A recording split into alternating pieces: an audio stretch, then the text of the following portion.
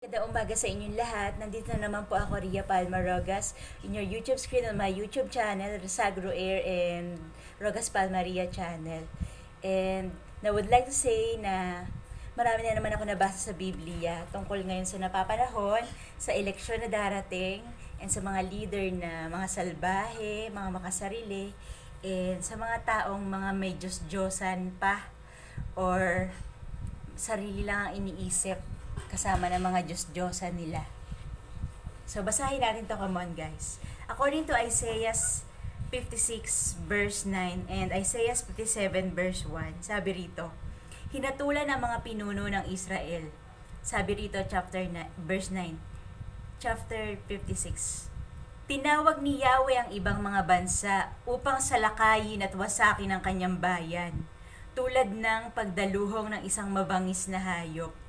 Ang sabi niya, bulag ang mga leader na dapat magpaalala sa mga tao. Wala silang nalalaman. Para silang mga asong hindi marunong kumahol. Ang alam lang nila ay magyabang at mangarap. Ang ibig ay laging matulog. Para silang asong dayok-dok. Walang kabusugan. Wala silang pangunawa. Ginagawa nila ang mga balang magustuhan at walang iniisip kundi sariling kapakanan. Sila ay mga lasenggo. Ang sabi nila, uminom tayo ng uminom hanggang mayroon. Bukas ay marami pa kaysa rito. So, hindi nalulugod ng Diyos sa mga ganun tao. So, kung kayo magluluklok ng isang leader sa isa ating bayan, malapit na sa October. So, isip na tayo ng paraan guys para makapagdesisyon tayo ng tama. Mailuklok natin sa pamahalaan ang sa dapat nilang kalagyan ang mga leader na tama at mabubuti ang ginagawa. Hallelujah. Tayo rin magbe-benefit nun. Magiging masagana ang ating bayan dahil sa kanila. Hallelujah. And hindi tayo pababayaan ng mga leader na ganito.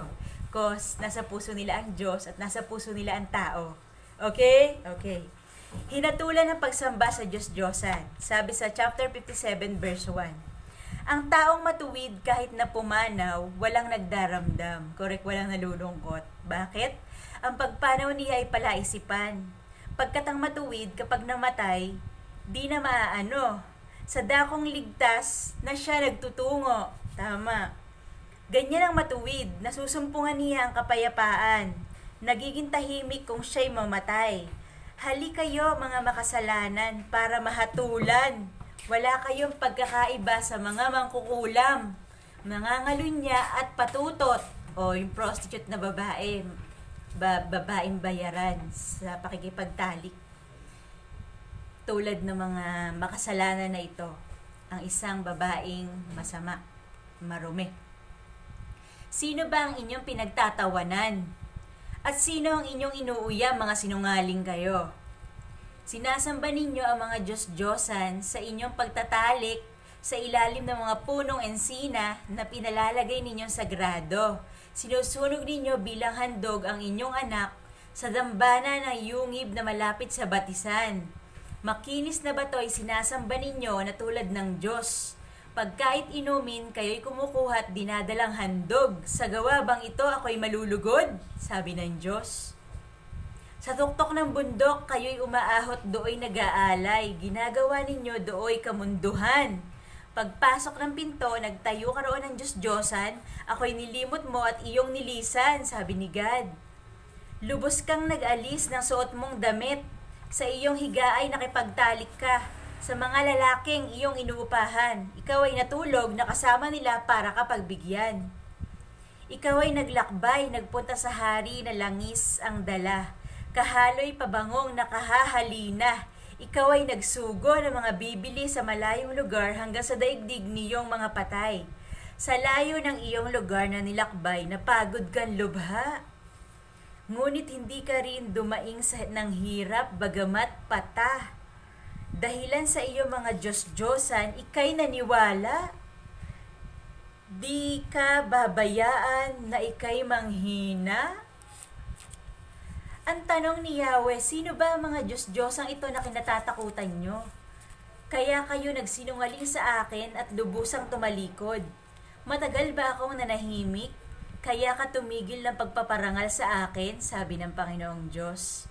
Akala mo'y tama ang iyong ginagawa, ibubunyag ko ang masamang asal mong iyan. At tingnan ko lang kung matulungan ka ng mga idolo mong iyan. Ang Diyos-Diyos ang tinatawag mo'y di makakatulong, di ka ililigtas kahit ka tumaghoy. Ang mga Diyos mo'y mapapadpad lamang kung hangin sumimoy, sa bugso ng hangin sila'y itataboy. Subalit ang taong sa akin tiwala't laging umaasa, ang banal na bundok at ang lupang ito'y mamanahin niya. Hallelujah. Long life pa.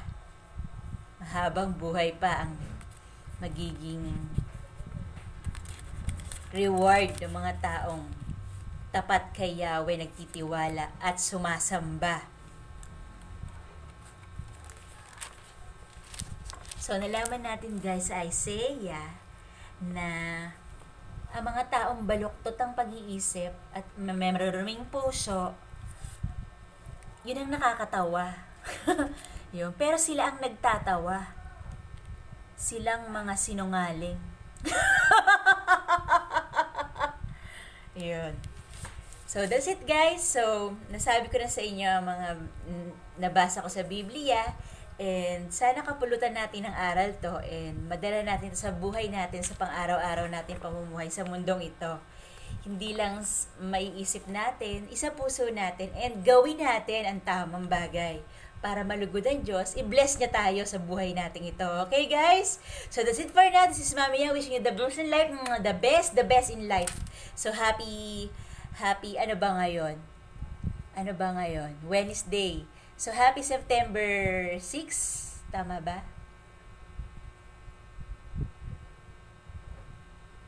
So, hindi ko alam. September 6, yon.